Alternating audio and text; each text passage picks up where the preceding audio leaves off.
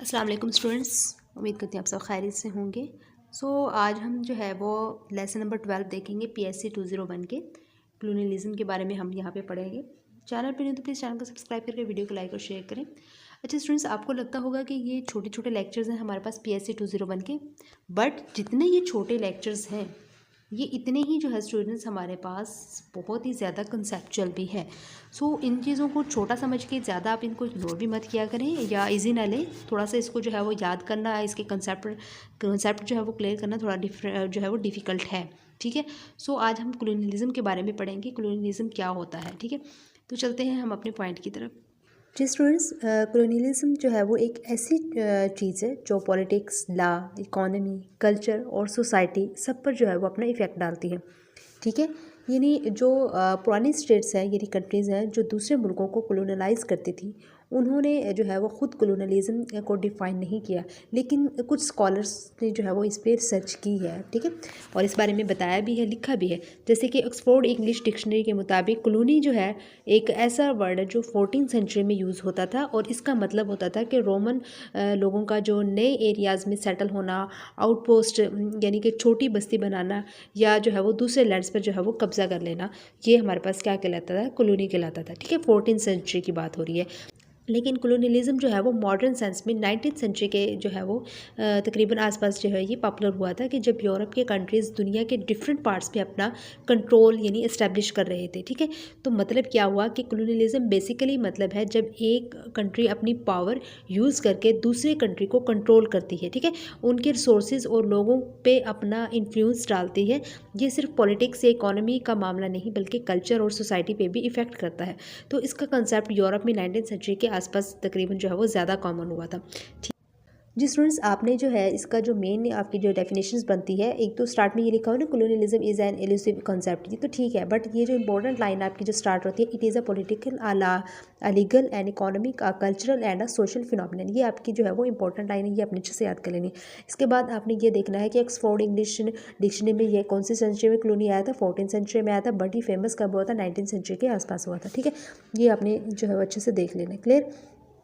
इसके बाद हम आ जाते हैं डिफाइनिंग कॉलोनियलिज्म पर आ जाते हैं। ठीक है, इसमें देखिए कुछ ज़्यादा डेफिनेशंस लिखी हुई है, ये सारा आपने इंपॉर्टेंट है जो आपने याद करना है। ठीक है, देखिए कॉलोनियलिज्म का जो मेन आइडिया है वो अलाइन डोमिनेशंस यानी एक फॉरेन पावर का जो है वो दूसरे लोगों पर कंट्रोल करना कॉलोनियलिज्म कहलाता है। ठीक है, यानी एक जो बड़ी कंट्री है, ठीक है, वो छोटे कंट्री पर अपना जो है वो कंट्रोल रखेगी तो कॉलोनियलिज्म होगा।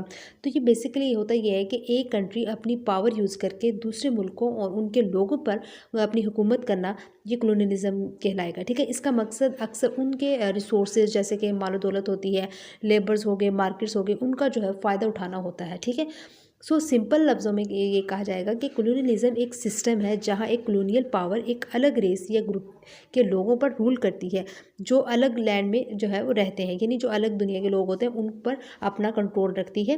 ठीक है, कॉलोनियलिज्म सिर्फ जो है वो कंट्रोल तक लिमिटेड नहीं होता, ये एक बिलीफ सिस्टम भी है।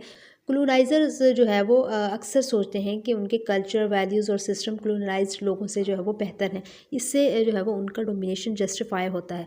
इसका मतलब ये भी है कि छोटी और पावरफुल जो अलाइन माइनॉरिटी होती हैं वो मटीरियलिस्टिकली कमज़ोर मेजॉरिटी पे जो है वो कंट्रोल रखती हैं और अपनी रेस और कल्चर को जो है वो सुपीरियर समझती हैं। ठीक है, इकोनॉमिस्ट हॉब्सन कहता है कि कॉलोनियलिज्म अपनी नेशनैलिटी का नेचुरल आउटफ्लो है, और इसका जो टेस्ट है वो ये है कि कॉलोनाइज़र जो है वो कितना सक्सेसफुली अपनी सिविलाइजेशंस और कल्चर को नए इन्वायरमेंट में इस्टेब्लिश कर सकता है।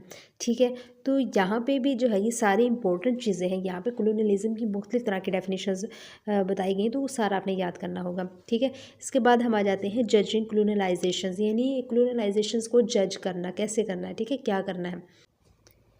देखिए यहाँ पर हमारे पास स्टार्ट में लिखा हुआ है डिफेंडर्स ऑफ कॉलोनियलिज्म। डिफेंडर्स किनको कहते हैं? जो सपोर्टर्स होते हैं कॉलोनियलिज्म्स के। ठीक है, सपोर्टर्स ऑफ कॉलोनियलिज्म्स का ये कहना है कि कॉलोनियलाइजेशंस ने कुछ कंट्रीज़ में इकोनॉमिक और पॉलिटिकल इंफ्रास्ट्रक्चर डेवलप किया जो मॉडर्नाइजेशंस और डेमोक्रेसी के लिए ज़रूरी है। जैसे कि यहाँ पे एक एग्जांपल भी दी गई है सिंगापुर की। ठीक है, पोस्ट कॉलोनियल थिंकर्स जैसे जो फ्रांस फैनन है, उनका कहना है कि कॉलोनियलिज्म ने कॉलोनाइज्ड कंट्रीज़ के लोगों पर पॉलिटिकल, साइकोलॉजिकल और मॉरल डैमेज भी किया है। ठीक है, जैसे कि ब्रिटिश एम्पायर हो गया, या इसकी एग्जांपल दी गई कि कैसे इन्होंने डैमेज किया। 20वीं सेंचुरी के शुरू में जो है वो ब्रिटेन के कंट्रोल में 400 से 500 मिलियन लोग थे, यानी अगर देखा जाए तो दुनिया का वो 1/4 हिस्सा बनता है, ठीक है, 400 से 500 मिलियन लोग। ये एम्पायर दुनिया के यानी कि 2/5 लैंड कवर करता था। ये 300 साल में बनकर एक्सपैंड और कॉन्ट्रैक्ट होता रहा, ठीक है। तो ब्रिटिश एम्पायर ने दुनिया में अपनी जो है वो टेक्नोलॉजी, कॉमर्स, लैंग्वेज और गवर्नमेंट स्प्रेड की। इससे ब्रिटेन की इकोनॉमिक ग्रोथ और इंटरनेशनल इन्फ्लुएंस बढ़ी। साथ साथ जो है वो ब्रिटेन अपने जो उनके होमलैंड थे, घर जिस मुल्क में भी वो रहते थे, उनमें जो है डेमोक्रेटिक जो है वो इंस्टीट्यूशंस भी डेवलप करता रहा था, ठीक है। तो स्टूडेंट्स इसमें भी वही चीज़ें याद करनी है मेन, जैसे कि पोस्ट कॉलोनिस्ट का कौन थे, वो एक फ्रांस फैनन थे, उनका क्या कहना था ये याद रखना है। सपोर्टर्स के का क्या कहना था, कितनी जो एक यहाँ पे एक एग्जांपल्स भी दी गई है ब्रिटेन एम्पायर की, ठीक है, 20वीं सेंचुरी की, ये भी आपने जो है वो एज अ क्विज के हिसाब से देख लेनी है, ठीक है। एम्पायर ने जो है क्या फैसिलिटीज़ दी थी, उन्होंने क्या दी थी, the spread of British technology, commerce, language and government around much of the globe, ठीक है। ये चीज़ इंपॉर्टेंट है, ये याद रखनी, ठीक है। स्टूडेंट्स इसके बाद हम आगे आ जाते हैं from the perspective of the colonies, ठीक है। यहाँ पे भी इंपॉर्टेंट चीज़ें हैं कि देखिए एक पॉजिटिव इम्पैक्ट फॉर कॉलोनीज़ के लिए क्या होगा। देखिए कॉलोनीज़ को इंग्लिश लैंग्वेज मिली वहाँ पर, ठीक है, और ब्रिटिश मॉडल पर एडमिनिस्ट्रेटिव और लीगल सिस्टम सेट किया गया, टेक्नोलॉजी और इकोनॉमिक डेवलपमेंट भी हुई, ठीक है। और डिकोलोनाइजेशंस के टाइम जो है वो ब्रिटेन ने पार्लियामेंट्री डेमोक्रेसी इंट्रोड्यूस करने की कोशिश की, लेकिन हर जगह जो है वो ये उन्हें सक्सेस अलग अलग तरीके से मिलती रही, ठीक है। सो मेन मैं आपको बात इंपॉर्टेंट चीज़ बताऊँ कि ब्रिटिश एम्पायर ने कॉलोनीज़ को इंग्लिश लैंग्वेज, लॉ और टेक्नोलॉजी दी और डेमोक्रेसी का आइडिया इंट्रोड्यूस किया, ठीक है। लेकिन उनकी पॉलिसी मेनली अपने ट्रेड और प्रॉफिट के लिए थी। अफ्रीकन कॉलोनीज सिर्फ रॉ मटेरियल्स प्रोवाइड करते रहे और डिवाइड एंड रूल की वजह से लोगों के बीच कॉन्फ्लिक्ट्स और पार्टीशंस जैसे प्रॉब्लम्स भी बनी, ठीक है। तो मेन इसमें जो चीज़ें हैं ये जो मैंने हाईलाइटेड की हुई, तो ये आपने कर लेनी है, ठीक है। यानी ब्रिटेन का क्या था, एक ट्रेडिंग इंटरेस्ट पर भी जो है वो एक काम करते रहे हैं, और डिवाइड एंड रूल वाला हिसाब भी देख लेना, ठीक है। इसके बाद डिकोलोनाइजेशंस आ जाते हैं हमारे पास।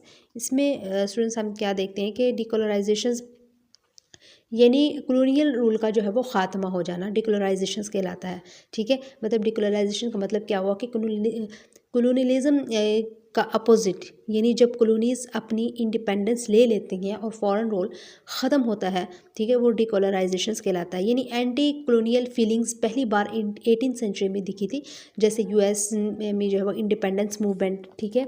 और असली डिकोलोनाइजेशंस का प्रोसेस वर्ल्ड वार सेकंड के बाद स्टार्ट हुआ। इसके पीछे कुछ रीजंस है, जैसे कि nationalism in Latin America, Asia और अफ्रीका, कॉलोनियल पावर्स का वीक हो जाना, ठीक है, इसलिए जो है वो डिकोलोनाइजेशंस हुई थी। तो यूनाइटेड नेशंस का भी जो है कुछ इंपॉर्टेंट रोल था, हेल्प किया कॉलोनियल रूल ख़त्म करने में, जैसे इंडोनेशिया और कुछ अफ्रीकन कंट्रीज़ में यूएन ने जो है वो स्पेसिफिकली हेल्प किया, लाइबेरिया, सोमालिया और एरिट्रिया को इटली के कॉलोनियल रूल से फ्री करने में, ठीक है। ये कुछ इंपॉर्टेंट चीज़ें हैं, ये भी आपने यहाँ पे देख लेनी है। डिकोलोनाइजेशंस क्या चीज़ है, ये इंपॉर्टेंट पॉइंट है, देखिए ये देख लेना। सो इसके बाद स्टूडेंट्स हमारे पास रेलेवेंट वोकैबुलरी है, ये देखिएगा, और यहाँ पे आपका लेक्चर नंबर 12 कंप्लीट हो गया। सो इंशाल्लाह मिलते हैं नेक्स्ट लेक्चर में, तब तक इजाज़त दीजिएगा। Thank you so much and Allah हाफिज़।